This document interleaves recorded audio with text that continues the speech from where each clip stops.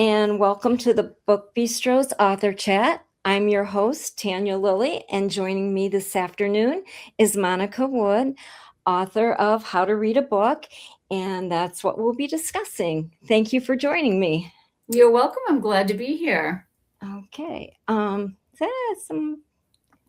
turn that scrolling thing off. There we go. There we go. That looks a little better. Yeah. Okay. Things moved a little bit. They did an update with StreamYard, which I use Oh, for my live. And so I have to kind of hunt now and look for it. And wouldn't you know, it just happened this weekend and I didn't realize it until I well, was in. updates are always a pain because I don't even know why they do it. They change things just because they can, I guess. I guess so. So I am going to just see if there's anyone in the chat. Let me look real quick. Okay, not seeing anyone. I saw a lot of our members posted that it was kind of early, and so they're going to plan on watching the replay. But I'll just Great. checking just in case somebody joins us a little bit later. Okay. So I'm really excited to have you here, and I have to say that I feel like this was a meant to be moment. And I'm going to change our screen so I can see you a little better. Hi. um, so I started the Book Bistro during the pandemic Um, as a way to kind of help with that isolation feeling and to connect with other readers. And my understanding was you started writing this book during the I pandemic. did. Yes, I did. And so your novel starts out with a book club, Mm-hmm. be it a prison book club. Yeah. But I think some of us could kind of feel that relationship between a pandemic book club and a prison book Yeah. Yes. We club. were all kind of in lockdown, weren't we? Yeah. So I felt like, okay, this is a meant to be. Aw. So I'd like to start our chat with you telling us a little bit about yourself. Do you mind? Not at all. I'm coming to you from Portland, Maine, which is where I live. It's still pretty cold and snowy here, which it probably is in Michigan as well. I'm in my backyard studio, which my husband built for me. It's about 10 steps from my kitchen door, and it's my happy place. And it's where I do all of my writing. Well, I do a lot of writing in libraries actually these days, but this is really my writing studio. I don't do anything, I don't pay bills in here or anything like that. It's not an office, it's really a place just for writing. I was born and raised in Maine, and I've been here, except for college, I've been here my whole life.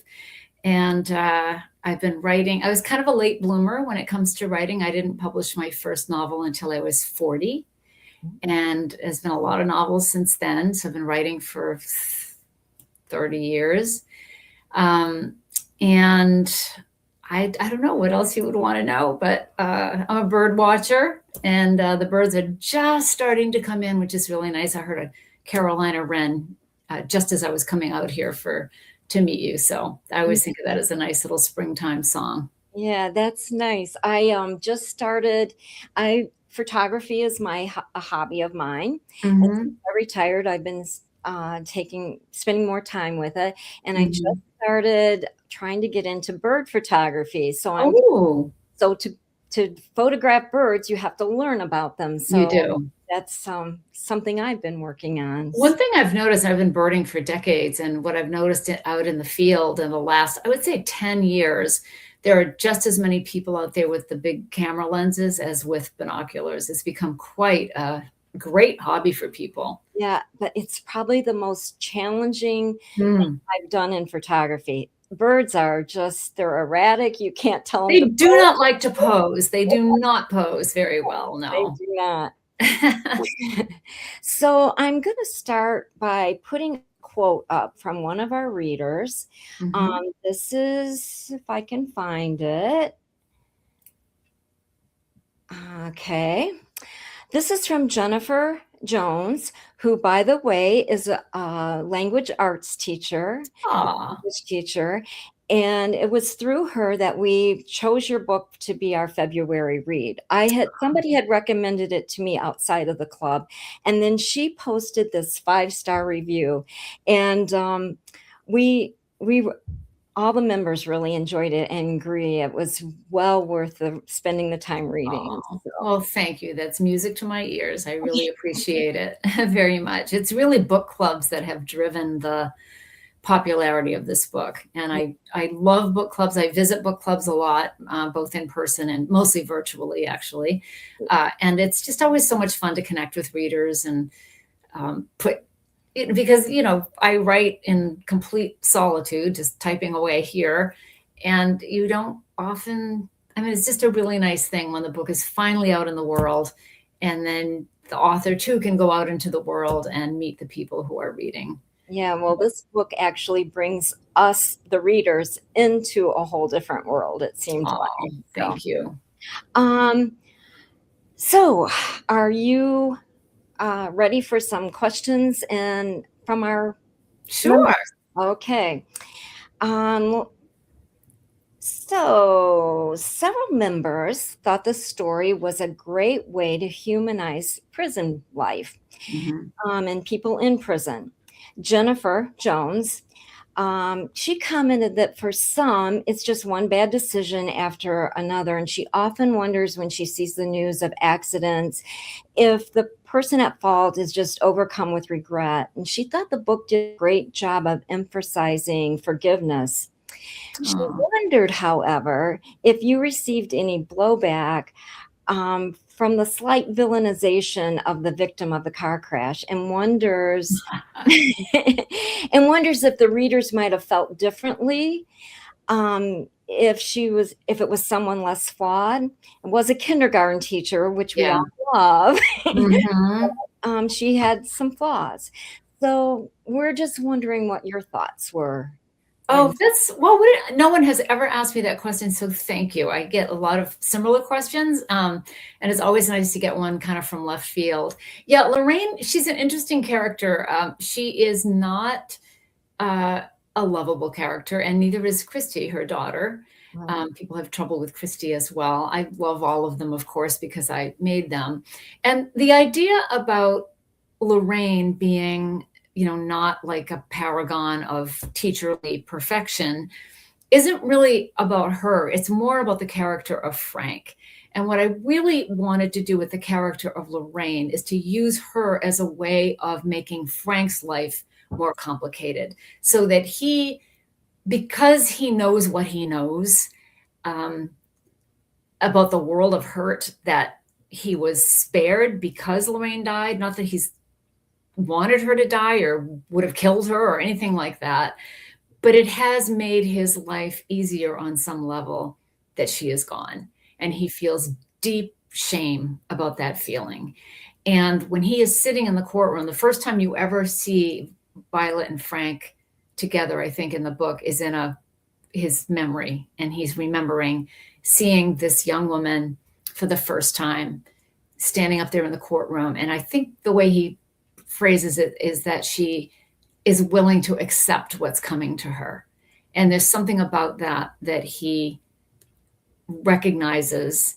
And in some ways, he has not yet done himself, because he has not admitted to anybody that the marriage was broken, that Lorraine was in fact on her way to a divorce lawyer when she was killed. So there's that. So it's not really about the character of Lorraine. And I wouldn't call it villainizing her. I would say one of the best compliments I ever got on my writing was from my sister Kathy, and she said, "What I like about your books is that nobody is just one thing." And it's true, nobody is just one thing. And there are things that you do learn about Lorraine through Frank, that she was a helper, that she was a good neighbor, that she was the one who would bring the casserole to the grieving family, that there were things about Lorraine that he really admired, but she was also really selfish and wanted what she wanted. And I think Christy has inherited a little bit of that. But to answer the literal question, no, I have not gotten any blowback from that. But I appreciate the little blowback I'm getting right now. And I I agree. It not really villainizing her, but humanizing her. Really, Yeah. we have what we think of the kindergarten teacher, right? And it Right. just shows that there's many facets to someone. And Yeah. so Jennifer goes on with this kind of same thought Mhm. that um, she felt strongly that the victim's husband, Frank, should have been honest with his daughter about Oh, the yeah. situation of the marriage. And knowing he was trying to protect his daughter and his wife, Mhm. he felt it wasn't fair for him to bear so much of the anger and blame from his daughter. Mhm. And after your last comment, I can see that it kind of just helps develop his character. But what do you? I get that's a big book club question that people have. Some people say, of course he would have done it, and others say, just why didn't he? She didn't. She deserves the truth, and the truth is better. It's always better. I sat in this very chair for 3 days trying to figure out would he or wouldn't he tell her. It was wintertime. I can remember looking out this window at the snow and thinking, Frank, tell me what do you want to do? And in the end, I didn't think he had it in him to crush her at that moment. Maybe at some point, and also I thought, she's going to figure it out sooner or later. And the other thing is, what did Lorraine think she was going to do? She wasn't going to be able to hide this forever either. Right. But, and Frank knows that, but I just felt that in that moment, Frank is he's just a very compassionate person, and he loves his daughter, as much of a pain in the neck that she is to him. And I just thought, nope, he doesn't have it in him. He's not going to do it. He's just not going to. So others disagree with his decision, but Yeah. I believe that is the only choice he could have made at that point. Personally, I appreciate a story that makes you think about your own thinking, and this certainly did. And I realized I almost had this guilt feeling that I've been really judgmental about people who have been killed someone driving drunk or texting. I feel like why would you do that? And Mhm. it really made me stop and realize that I've always thought I was a compassionate person, Mhm. but I fell short in that area. Mhm. And so I'm wondering, was it your intent all along to provoke the reader to explore their own compassion and ability to forgive, or did that theme evolve as you were writing? Themes always evolve. I never, ever, ever start with a theme. Otherwise, you're just writing a novel of ideas, and it's going to be very cold on the page.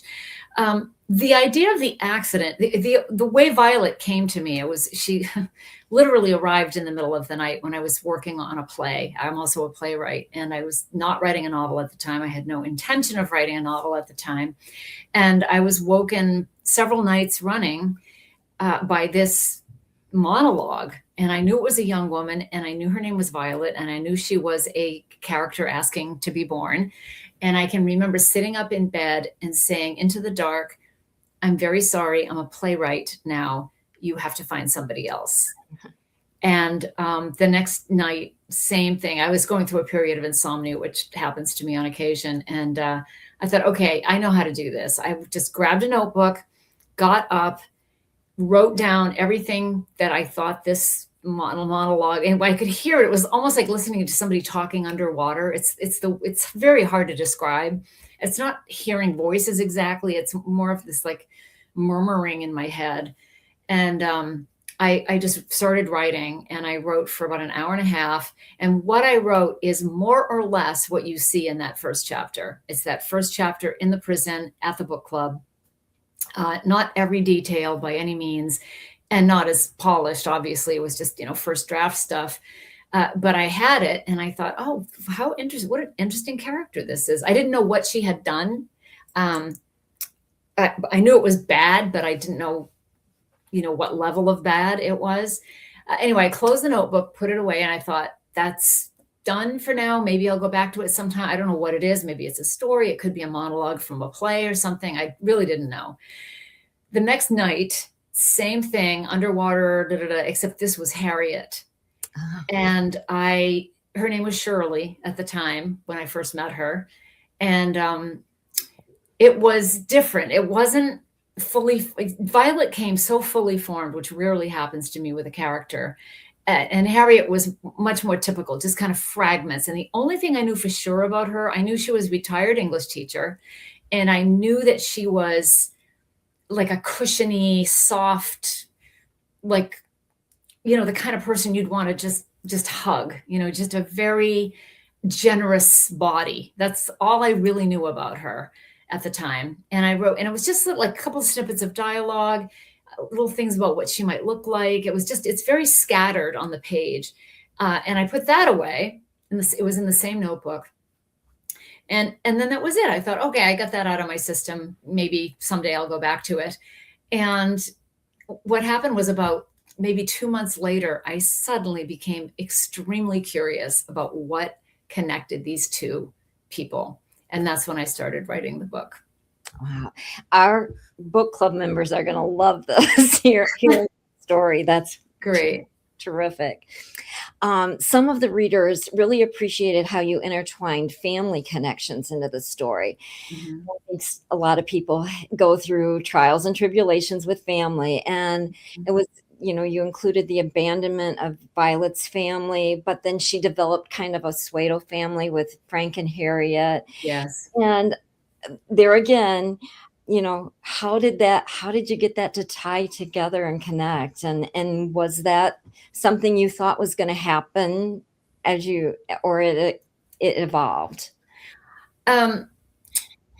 Anybody familiar with, if you've read any of my other books, this is my area. It's found family. It's building family out of spare and broken parts. That's what I write about. And in almost all, this is my 6th novel, and in almost all of them, there is some form of people who don't belong together somehow end up in either a kind of a family situation or an alliance of some sort.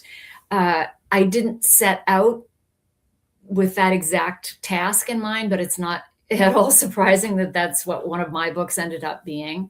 I love putting people together who don't belong together. And I think that the way you get any kind of dramatic tension or any kind of narrative momentum going is you've got to put, like, a flower with a telephone pole, two things that don't go together.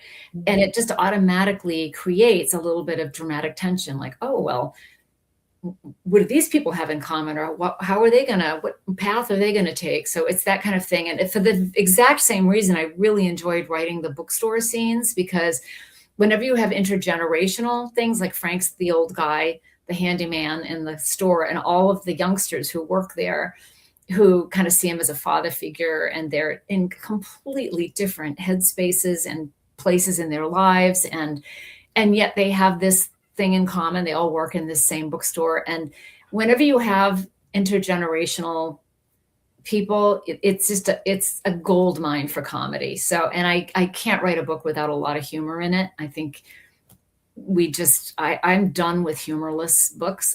It has to have some kind of, or not even humor, like jokes, but I mean, just the absurdity of situations that people get themselves in, even in the prison, which is a deadly serious place. There's a lot of room for comedy there as well. So I always try to find my way into the depths through a kind of path that has some lightness in it as well, because that's what life is. We are not built for endless despair. We're just not. Right. Anybody who's ever been to a wake knows that. I appreciated that when I was reading your book, but I appreciated your sense of humor even more after your last email to me. Oh, I don't remember what I said, but I'm sure it was hilarious. That's how how you went. Oh, how I wanted to be addressed, and I said Brigadier General. Yeah, that'd be awesome. I just laughed out loud at that.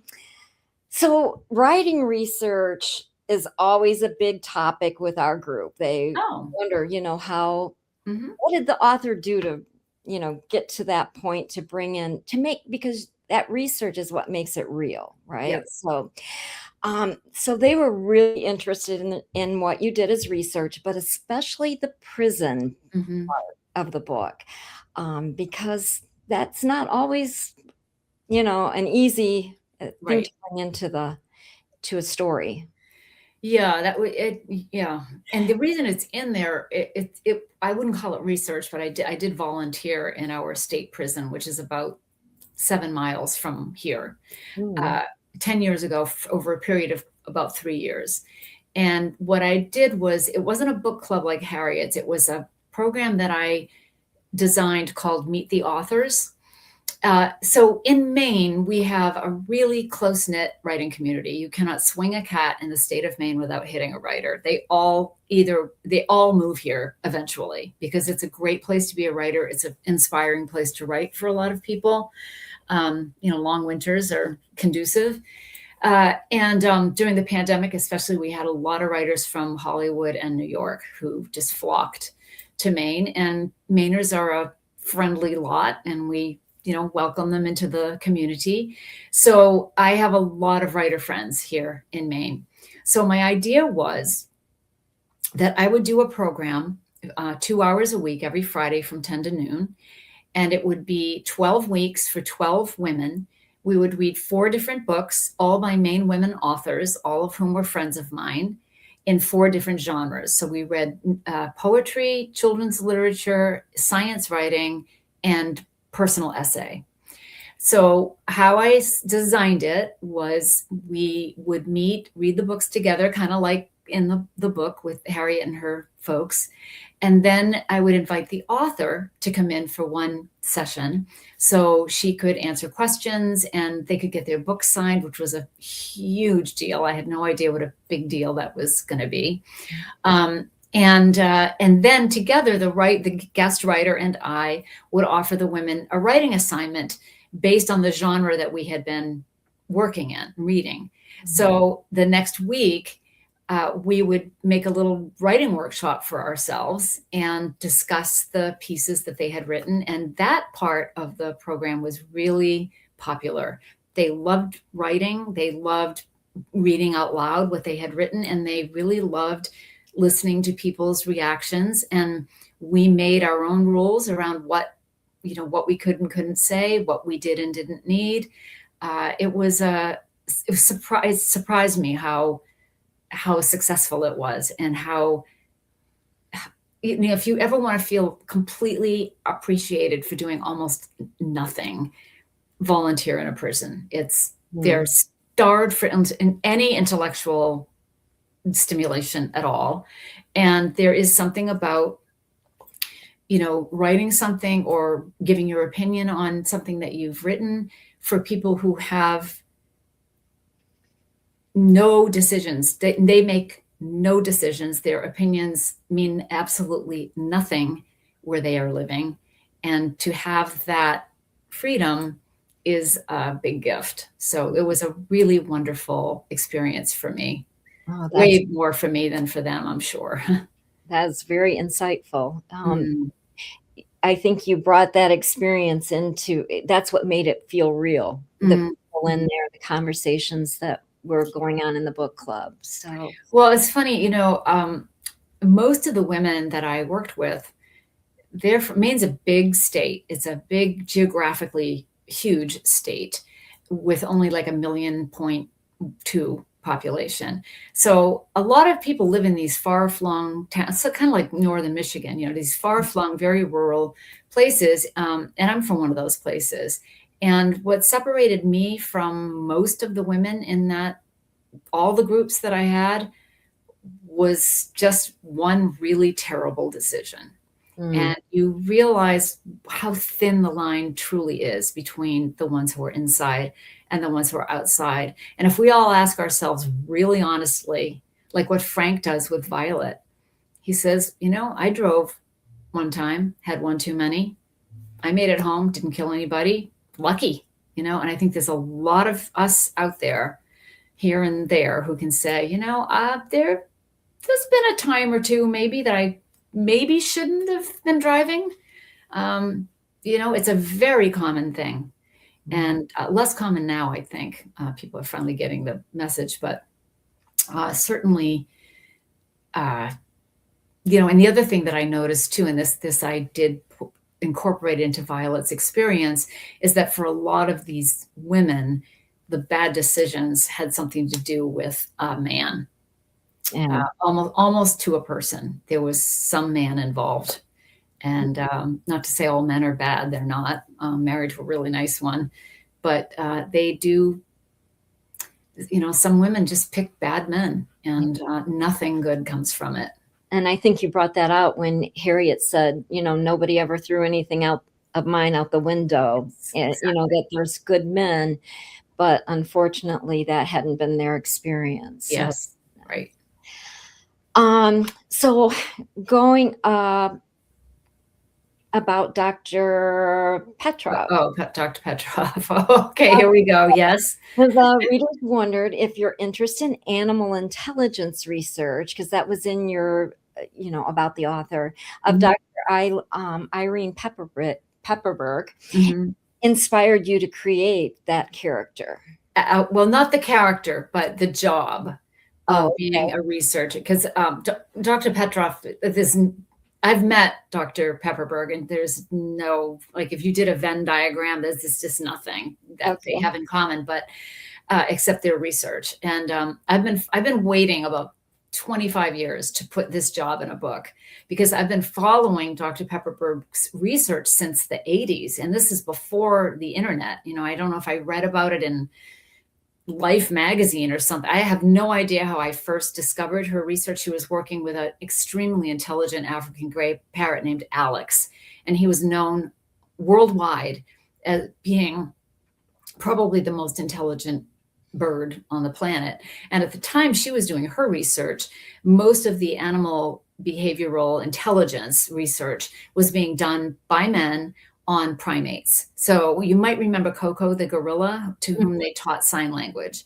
Right. And one of the big things breakthrough things that Coco did that led them to believe that she wasn't just mimicking, but that she understood what these words meant, is that she put together two words that for something she wanted that she didn't have a word for. And Alex, the parrot, did that, except he could say the word. So it was a fruit he was unfamiliar with and really liked. And it had the properties of a banana and a cherry. So I think it was shaped like a cherry, but it was yellow. I don't remember. It might have been like a yellow apple or something. I don't know what it was, but they'd say, do you want this? And he'd say, no. And he'd want that. And he'd say, no. He goes, want banary. And so it was banary is what he came up with. And the birds she's working with now did the same thing with a walnut. They knew different nuts because the nuts are their big, they love nuts. But they also love corks. That's one of their big toys because they like parrots love to shred things. And so somebody had given Griffin a walnut. This is the bird she's working with now.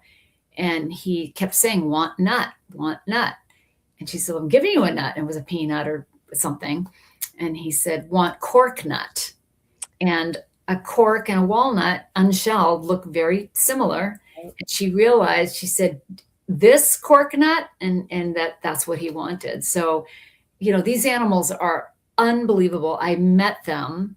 She was at Harvard at the time I was writing the book. Her lab was at Harvard University. And so it's about a 2-hour train ride from Portland. So I went down there. It was a beautiful snowy day in December 2019.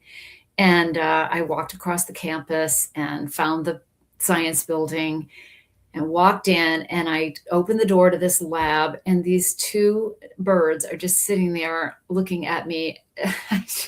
I just about melted into my shoes. They were so cute and friendly. Well, they were very friendly and talkative. And one of the students was there, and he kind of put them through their paces for me to show me what they could do. And it was a wonderful experience. I wanted to meet a bird like that for many, many years. And I finally had a chance to put this particular job in a book. And I thought it was a perfect job for Violet because it gave her all the things that she craved. One was some agency over her own life. Mhm. She made a friend in Ollie, who a completely, if you make friends with an animal, they don't care if you killed somebody in a car accident. They love you no matter what. It gave her a chance to grow and learn things. And when people get all upset about the advantage that Misha takes of his position Mhm. to seduce Violet, and people take issue with that whole part of the book.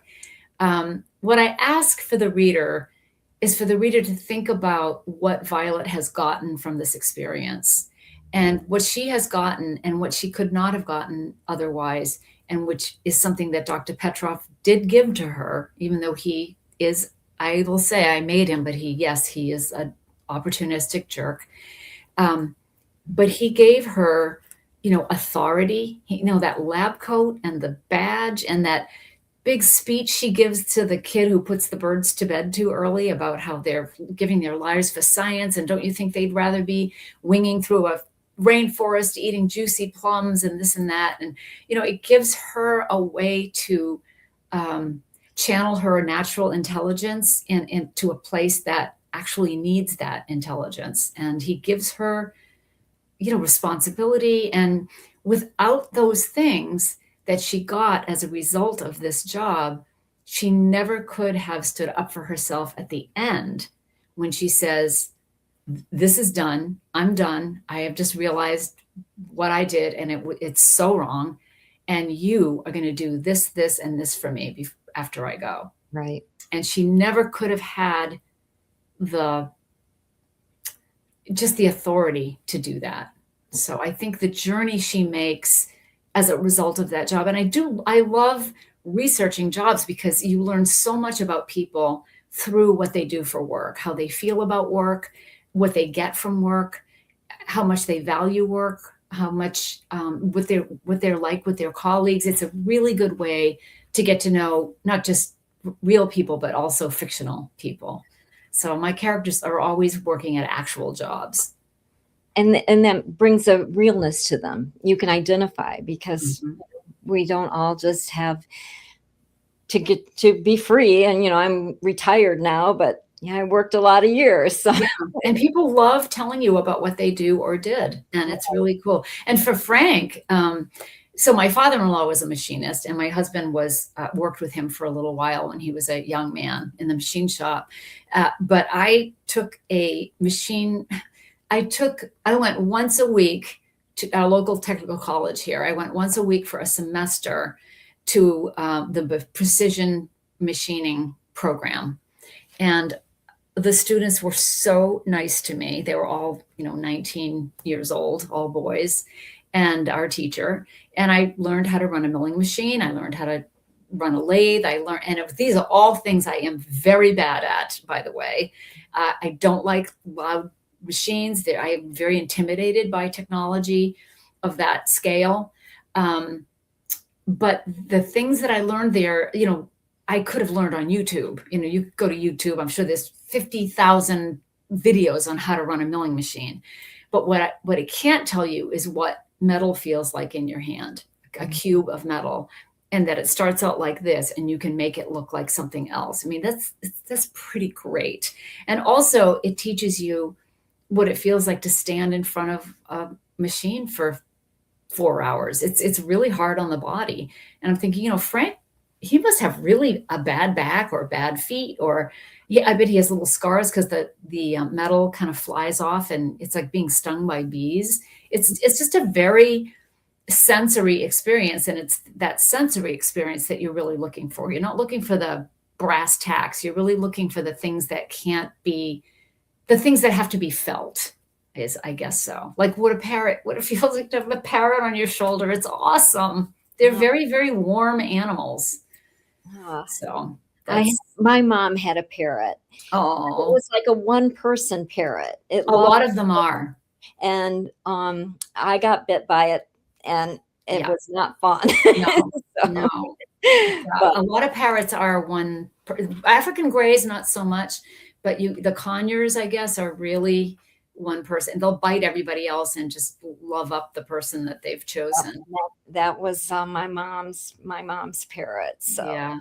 We had a parakeet when I was a kid, Uh, and he was adorable, and he had the run of the apartment. And we also had cats. I don't know how tragedy never struck, but it didn't. And he would sit on the rim of our cereal bowls in the morning and kind of eat with us. It's probably kind of disgusting, but that was my mother was right. madly in love with this bird. Yeah, that's neat. Mhm. So talking about birds, Mhm. one of the readers thought I didn't kind of connect this, but she felt like there was a relationship in the writing between the prison inmates, caged people, and caged birds. Oh, And yeah. it went by. Yeah, that was pointed out to me by another reader one other time. And I mean, I use Maya Angelou. I know why the caged bird sings, duh. Yeah, But it's really, I did not. This is why I love meeting readers, because a lot of times they tell you what your themes are. You don't really know your own work completely. It takes a reader to complete a book.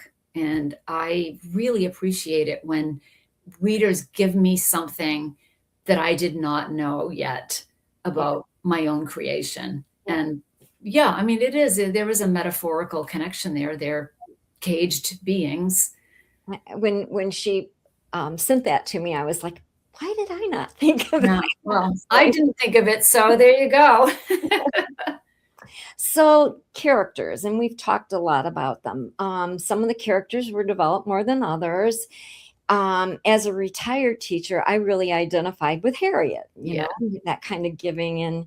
And when you said something about being, in the machining with 19-year-olds and you're, Hmm. or the bookstore with, young people and the old Hmm. ones, that's how I felt as a teacher, Yeah. especially at the end, closer to retirement. Right. I was high school, so, I but, we wondered if there was a particular character that you really felt a strong connection with. Oh, that's interesting. Well, I do feel connected to Harriet. In a former life, I was a high school guidance counselor. Oh, So I kind of understood the world she must have come from. And, she's a woman of a certain age who loves reading and has worked in this prison. And so she was not based on me in any way, but, you know, I, I felt for her. Um, but honestly, I feel that way about all of them, really all of them. I mean, even Troy, this jerk of a boyfriend that Violet hooks up with. It's just, um, it's like trying to pick your favorite child. You don't, because you made all of them. And so there's no one I identify with most. I can say the character I love the most is Ollie, oh, because he was so easy and so much fun. And every day that I was working on pages that had Ollie in them were days of unmitigated joy. oh, I had so much fun writing his dialogue, and I imagined that, who his owner might have been. And he's the broken part in that play. The others are like rock stars, and poor Ollie is just a plain old parrot who's way smarter than anyone gives him any credit for except Violet. right. Um, and I thought, what would he talk? Who taught him to talk, and what did they say? So I just had this idea that it was some geezer of some sort. And I love using antiquated language, and I just love it. My family is all from Prince Edward Island, Canada, via Ireland. So I grew up with a lot of really old expressions. Mhm. And I just love that aspect of language, period. And so I thought I'm going to give Ollie some really funny little expressions and things. And so that he's probably my favorite character because he was no trouble whatsoever. And as far as who I identify with, it's really hard for me to say. That's interesting because I didn't really think of Ali as a character, but he was an important character in that Mhm. story. So, Yeah. yeah. Let's see. What else? You've answered some of the questions, through our Yeah. conversation. Uh-huh. Talking about the three main characters, Violet, Harriet, and Frank, what give us some insight on how you went about connecting them. Oh, this is about process, and process is so hard to talk about because so much of it is, I don't want to say intuitive, because I know that I am the architect of this story. I know that I make all the decisions. I do not believe that characters write themselves. They don't. But there is a certain amount of magic afoot when you are writing something that is going well, and all the pieces just automatically start falling into place. That's how you know you have the right characters together in the right situation. It takes a while to get there, but as far as my process goes, how I end up from point Z from point A, is it's really, to me, it's about the language itself. So I'm a very language oriented crafter. And even in my first drafts go very slowly, because each sentence I I don't revise heavily. Well, I do actually, I revise very heavily all the way through. But with this one, I didn't revise as heavily as I normally do, because I really wanted to do this fast. I'm not getting any younger. And I thought, I got to start writing a little faster here. And I thought, maybe I can do this in 1 year. Like, maybe I could write a first draft in 1 year, which I have never done. It always takes 2 years. And I did it. I did it in 1 year to the day. And one of the ways I did it is when I would get to a place where I knew I was going to take a month to unsnarl this little ball of yarn, I would just type XXX. That just meant go back later. And then I would jump over that and just get to the next place that interested me.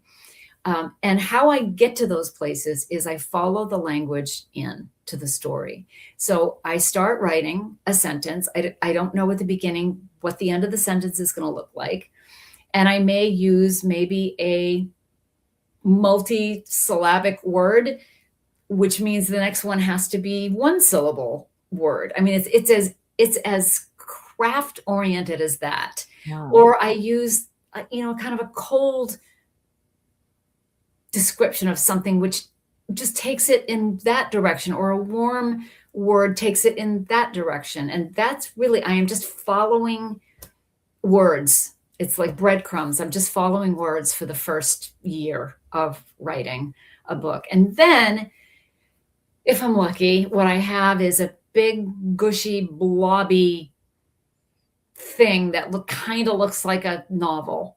And then that's when the really fun part of writing starts. That's when I'm really looking at character. I'm trying to figure out structure. Like, does this go before that? Who's really telling the story? What point of view am I going to use?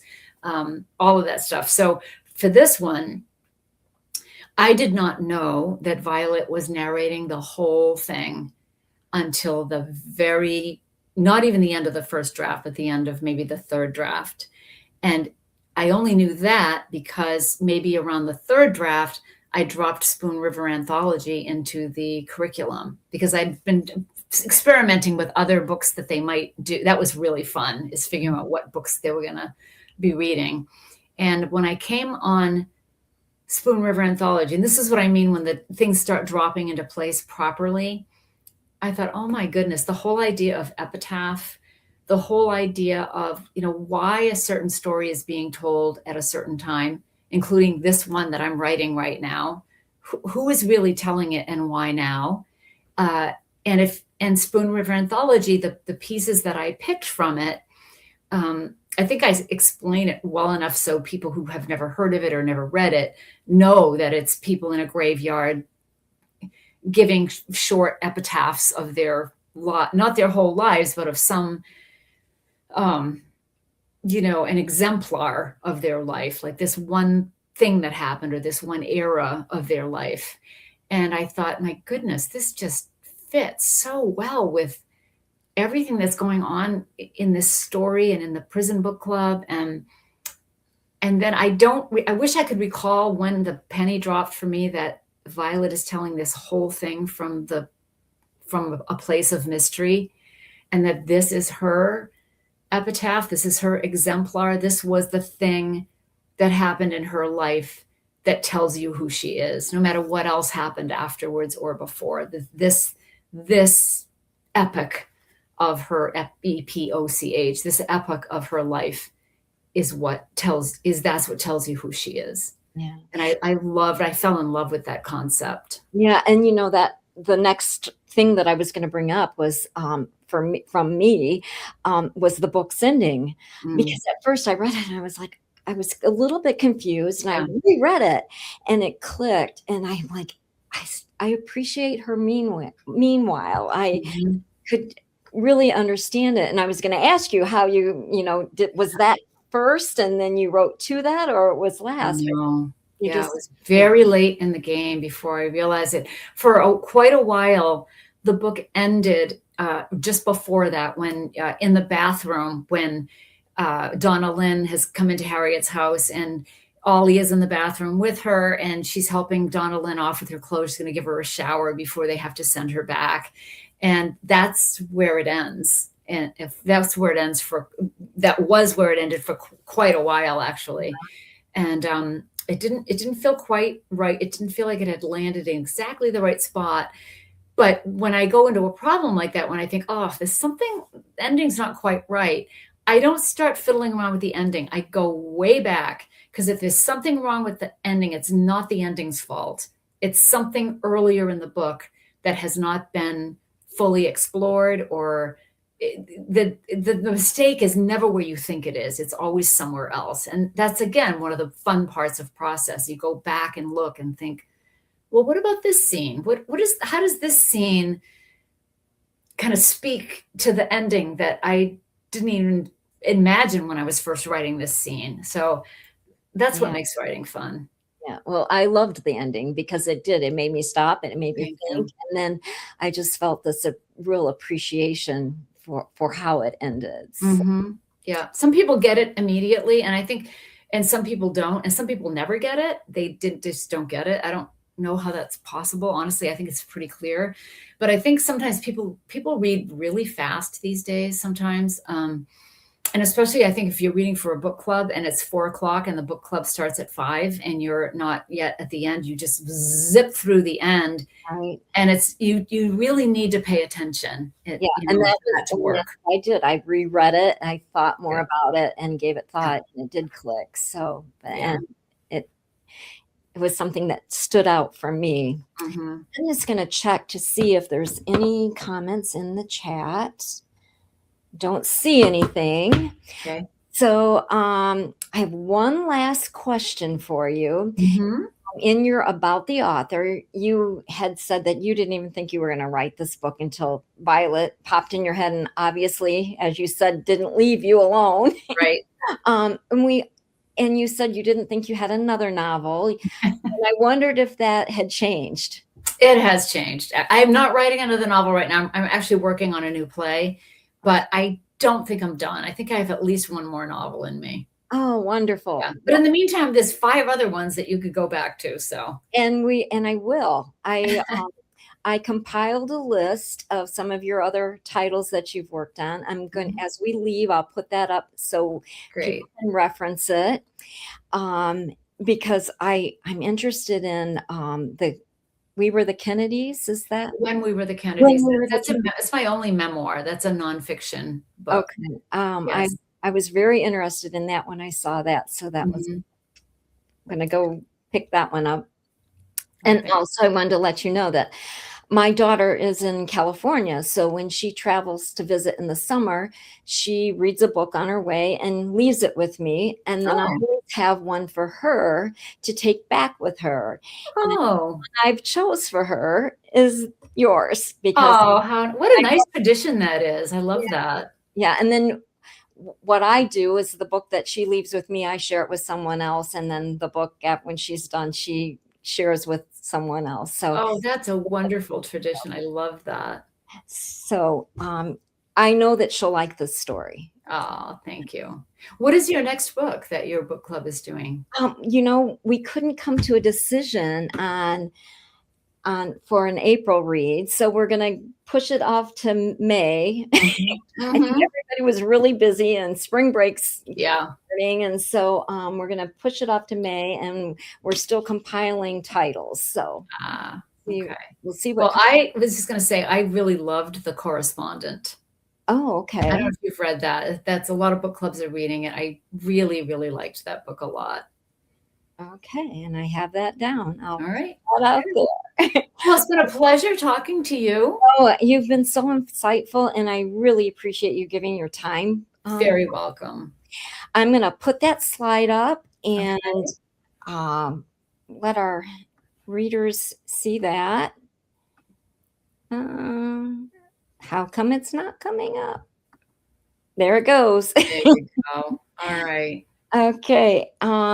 It takes a little minute because I have to find my exit here. All right.